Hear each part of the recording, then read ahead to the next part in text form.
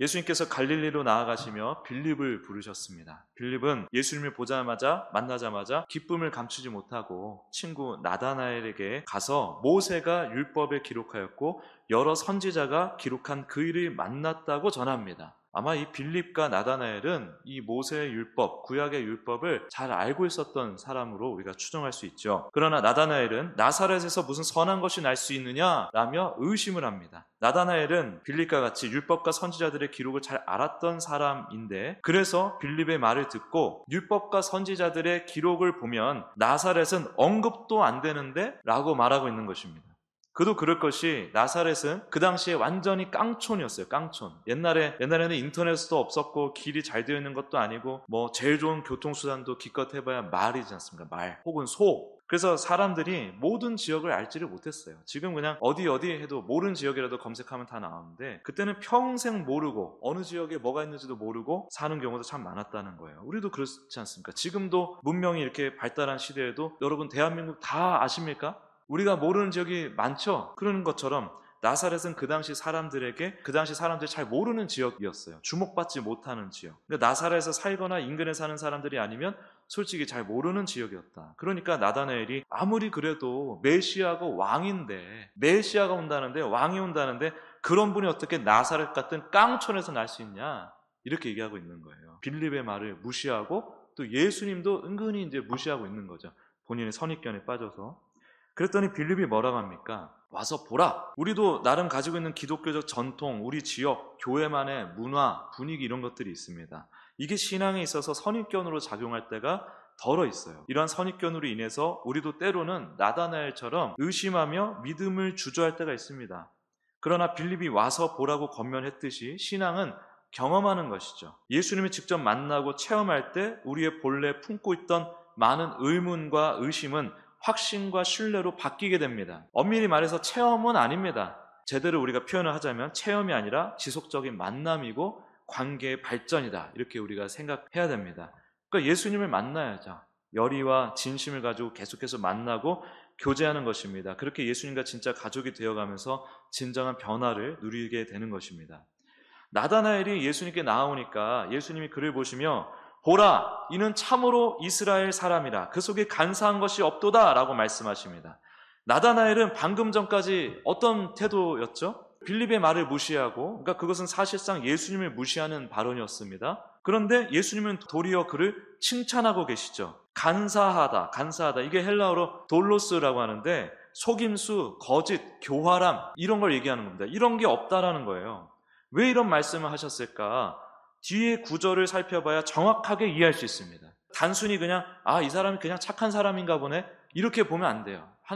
예수님께서 이렇게 표현하신 의도가 있습니다. 먼저 예수님께서 뭐라고 하시죠? 빌립이 나다나엘을 찾기 전에 나다나엘이 무화과 나무 아래에 있을 때 내가 너를 보았다라고 말씀하십니다. 그렇죠? 무화과 나무는요, 아시다시피 당시 팔레스타인 지역에서 매우 흔한 나무였는데 잎이 커가지고 그럴듯한 그늘을 만들어 주었어요. 그래서 랍비들이 혹은 유대인들이 구약의 율법을 묵상하고 고민하고 연구하는 주된 장소가 바로 무화과 나무 아래였습니다. 회당을 제외하고 가장 많이 애용되는 율법을 교육하는 장소이기도 했습니다. 무화과 나무 아래. 나다나엘이 무화과 나무 아래에서 무엇을 하고 있었을까요? 장기를 두고 있었을까요? 술을 먹고 있었을까요? 그게 아니라 구약의 율법을 묵상하고 고민하고 있었을 가능성이 높다는 거예요. 그리고 이후의 반응을 보니까 예수님이 이미 내가 너를 보았다고 하니까 깜짝 놀라가지고 냅다 예수님을 하나님의 아들이요 이스라엘의 왕이십니다 라고 고백을 해버리죠. 내가 너를 보았다. 주님은 하나님의 아들이요 이스라엘의 왕이십니다. 되게 전개가 급박하게 진행되고 사실은 조금 어색합니다. 이렇게 반응할 수밖에 없는 이유를 또 한번 생각해 봐야 되는 거예요. 바로 나다나엘이 무화과 나무 아래에서 구약의 율법 중에서도 무엇을 묵상하고 있었을까? 바로 메시아에 대한 내용을 묵상하고 있었을 가능성이 높다는 것입니다. 무엇보다 예수님이 미리 보았다라고 하는 이 표현은 뭐냐면요, 그냥 지나가다 보았다, 예지를 했다, 이런 차원의 얘기가 아니라 의도적으로 의지를 가지고 주목하여 보고 있었다라는 뜻입니다. 그러니까 메시아에 대해서 고민하고 있던 너를 진짜 메시아인 내가 주목하고 있었다. 지나가다가 어쩌다가 발견하고 본 것이 아니라 의도적으로 무화과 나무 아래에서 메시아를 고민하고 있던 너를 주목하여 보았다는 거예요. 그러니까 나다나엘이 깜짝 놀라서 주님이 바로 그 메시아군요 하는 마음으로 당신은 하나님의 아들이시요 이스라엘의 임금 왕이십니다 라고 선포를 해버리는 겁니다. 그랬더니 예수님이 뭐라고 하시죠? 내가 너를 주목하고 있었다는 것만으로, 그 말만으로 내가 메시아임을 믿느냐? 그리고선 이보다 더 큰 일을 보리라. 무슨 얘기냐면, 나다나엘아, 너는 진짜 큰 일이 뭔지 모르고 있어. 나는 이보다, 네가 알고 있는 그 어떤 큰 일보다 더 큰 일을 위해서 온 메시아야 라고 하는 거예요. 도대체 이게 무슨 말씀일까? 나다나엘이 구약의 정통한 사람인 것은 이제 우리가 다들 아시죠? 그런데 당시 이스라엘이 기다리던 메시아는 어떤 메시아입니까? 이스라엘의 민족을 정치적, 경제적으로 부강하게 만들어줄 강력한 세속적인 왕이었어요. 세속적인 왕. 모든 압제와 침략을 박살내시고 우리 이스라엘 민족을 세계 최고의 민족으로 우뚝 세워줄 강력한 황제, 그것이 당대 이스라엘이 기대했던 메시아예요. 힘의 논리에 기반해서 이 세상에서 가장 강력한 힘을 가진 나라로 만들어줄 정치 지도자를 기다렸다는 겁니다.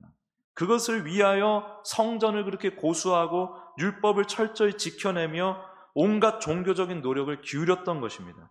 지성이면 감천, 이게 뭐라 그랬어요?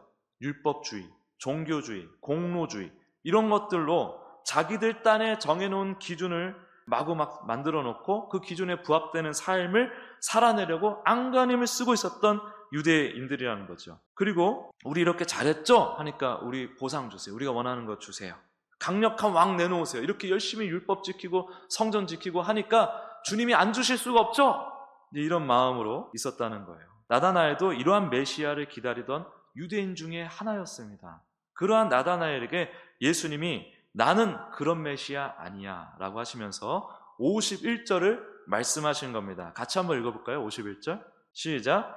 또 이르시되 진실로 진실로 너에게 이르노니 하늘이 열리고 하나님의 사자들이 인자 위에 오르락내리락 하는 것을 보리라 하시니라. 아멘. 이렇게 말씀하시는 거예요. 이 말씀을 읽으시면서 뭔가 비슷한 장면이 떠오르지 않습니까? 야곱, 이제 창세기 28장을 보면은 야곱이 하란을 향해 가던 중에 돌을 베개에 삼고 자고 있는 중에 이 본문이랑 똑같은 장면을 꿈으로 꾸게 되죠. 이때 하나님께서 꿈속에서 뭐라고 말씀하시냐면 내가 너한테 땅을 주겠다. 내 자손을 번성시키겠다. 모든 족속이 너와 내 자손으로 말미암아 복을 받을 것이다. 내가 너와 함께 있어. 내가 어디로 가든지 너를 지키며 너를 이끌어 이 땅으로 돌아오게 할지라. 내가 준 이 땅으로 돌아오게 할지라. 내가 내게 허락한 것을 다 이루기까지 너를 떠나지 아니하리라 하신지라 라고 합니다. 엄청난 약속의 말씀이죠. 최종적으로 이제 우리 예수님을 믿는 우리의 신앙 안에서, 우리 예수님을 믿는 이 믿음 안에서 해석을 하면 하나님께서 우리를 하나님의 자녀로 택정하셨죠. 그리고 우리에게 하나님 나라를 지금 주셨죠. 땅을 주셨죠. 이 영생의 복, 이 땅이 아니라 하나님 앞에 영원히 살아있고 잘 되는 그 복, 이것이 예수 그리스도를 믿는 은혜를 통하여 우리에게 왔습니다. 그리고 예수님을 믿는 은혜를 입은 우리 성도들, 교회를 통해 온 세상에 이 복을 전파하게 하셨어요. 그래서 하나님께서 택정하신 모든 백성들이 먼저 깨어난 자들, 먼저 깨어난 자녀들의 모임, 이 교회를 통해 전부 구원을 받도록 세팅해 놓으셨어요.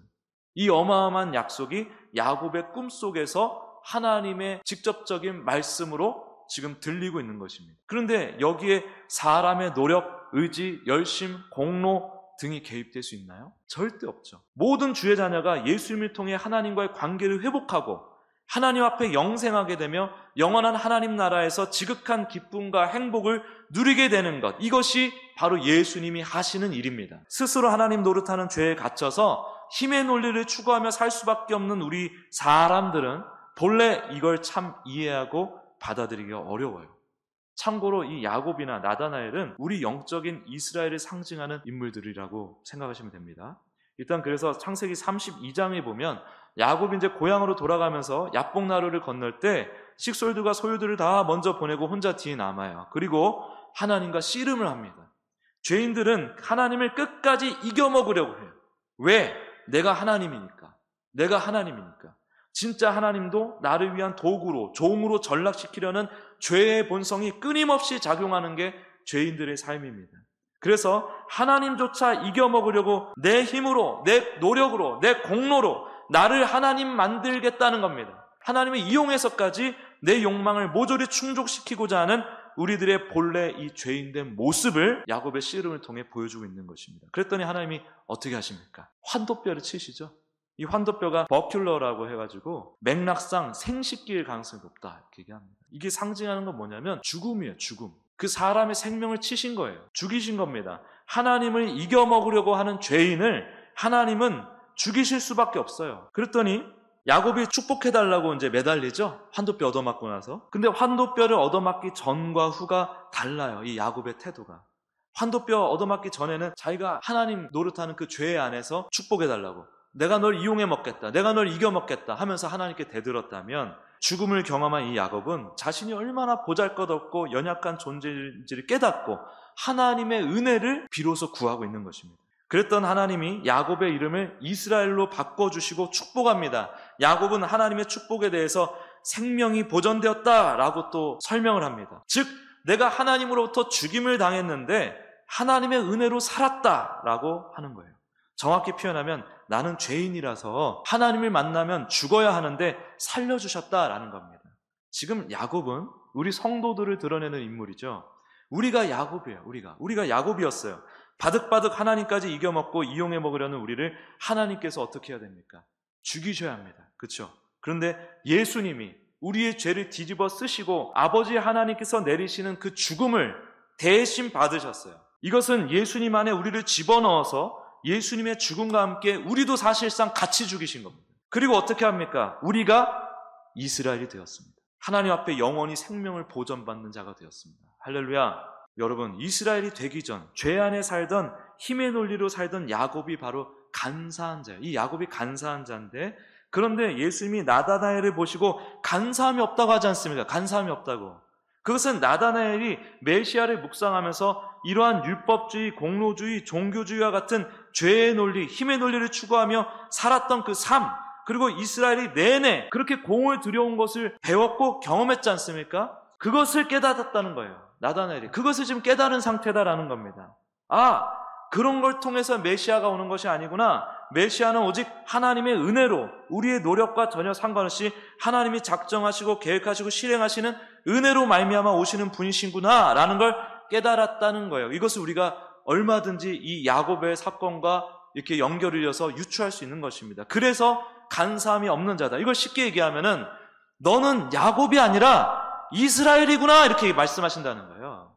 그래서 뭐라 그래요? 나다나엘에게 넌 참으로 이스라엘 족속이다. 이스라엘이구나 네가. 이렇게 말씀하시잖아요. 이게 그런 의미라는 겁니다. 넌 야곱이 아니라 이스라엘이구나. 참 좋다. 그런데 이스라엘이 되었음에도 아직도 야곱처럼 정치 지도자 같은 너와 너의 민족의 욕망을 이루어줄 존재로서의 메시아를 생각하고 있구나 하면서 야곱의 하늘 사닥다리를 언급하시면서 예수님은 그러한 메시아가 아니라 하나님과 우리의 관계를 완전하게 회복시켜 주시는 유일한 구원의 길이고, 또 죄로 인하여 갈라진 하나님과 자녀 사이, 즉 하늘과 땅을 잇는 사닥다리 역할을 하러 오신 하나님이시란 사실을 말씀하시면서 이것이야말로 내가 생각하는 것보다 훨씬 큰일, 내가 보게 될 바로 그 큰일이다 라고 선포하시는 겁니다. 할렐루야.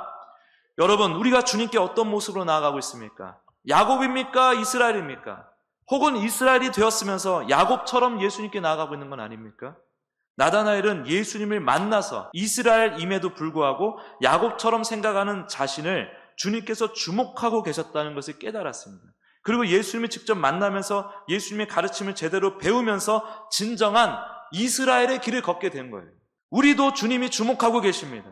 이스라엘이 되었음에도 야곱처럼 사는 우리, 여전히 죄의 생각, 힘의 논리로 살아가는 우리를 주님께서 주목하고 계시고 계속해서 당기고 계세요.